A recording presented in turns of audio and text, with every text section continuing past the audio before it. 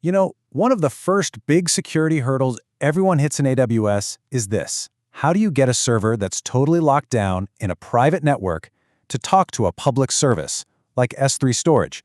It's a classic problem, and in this explainer, we are going to solve it step by step. So think about it like this. Imagine you've put a computer in a completely sealed, secure room, no connection to the outside world at all. But that computer needs to grab a file from a public warehouse just down the street. How do you build a private, secure tunnel for just that one task? Well, that's pretty much the challenge we're tackling in AWS today. And you know what the best part is? This isn't some crazy week-long project. Nope. You can get this whole secure setup working completely from scratch in about 30 minutes. It's surprisingly quick, and it's a fantastic skill to have in your back pocket. All right, so first things first, let's really break down the challenge itself. We're calling this section the Secure Cloud Challenge, and it all starts with understanding what we mean by your private digital office. So that secure room we were just talking about, in AWS lingo, that's called a VPC, or a virtual private cloud. It's your own little private, walled-off section of the cloud where you get to make all the rules for networking and security. You have total control over what gets in and what gets out. It's the perfect place for your sensitive applications. Okay, so we've got the theory down. Now it's time to roll up our sleeves and actually start building this virtual office. We got to get the environment set up before we can try to connect anything.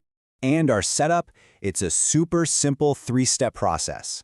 First, we're going to build our VPC and pop an EC2 instance inside of it. Second, we'll create our S3 bucket and throw some files in there. And third, we'll connect to that instance to start our tests. Let's get to it. So step one is all about the foundation. We create our VPC, that's our private network, and right inside of it, we launch an EC2 instance. And if you're not super familiar, just think of EC2 as your virtual server in the cloud. Right now, by design, this server is completely cut off from the internet by our VPC's rules. Next, we're going to create our warehouse, which is an S3 bucket.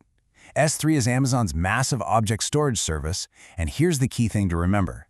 It lives on the public internet, totally separate from our private VPC. We'll just drop a couple of files in here. This is the data our isolated little server needs to get to. Okay, so the stage is set, right?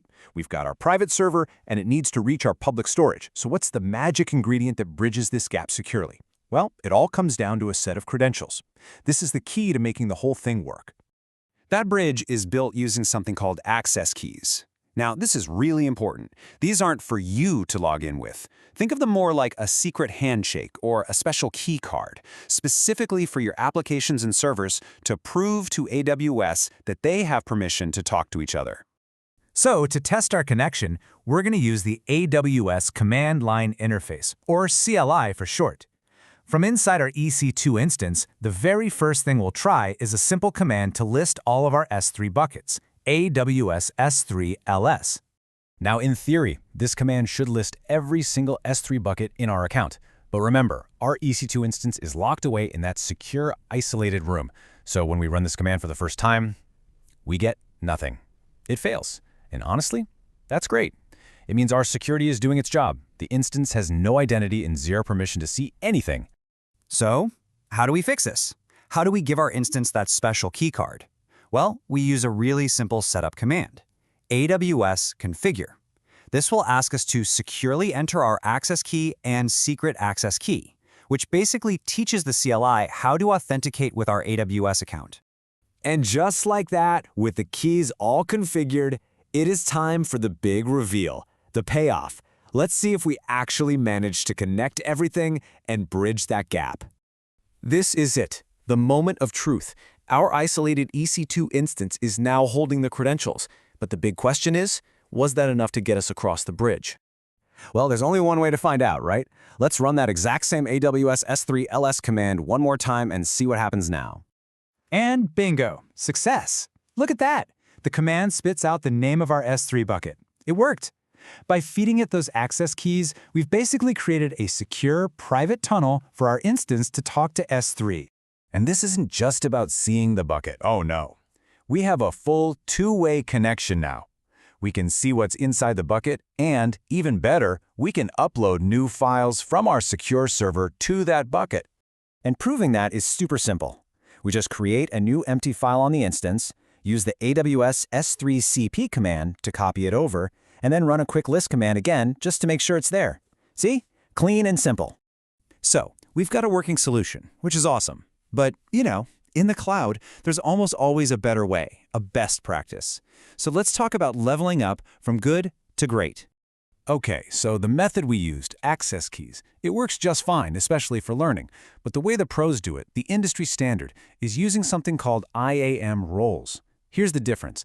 Access keys are like a physical key to your house. They're static, they last a long time, and if you lose them, you're in big trouble until you change the locks. Roles, on the other hand, are like a temporary key card that AWS gives directly to the EC2 instance itself. It expires quickly and gets replaced automatically.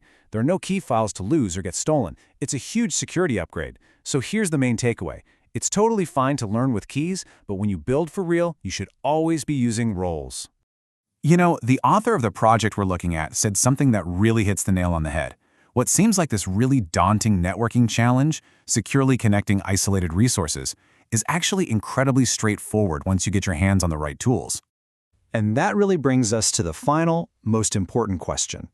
We just walked through a fundamental building block of secure cloud architecture, and it turned out to be pretty simple, right? So now that you know how to do this, what's the next cool, secure, and innovative project that you're going to build with it?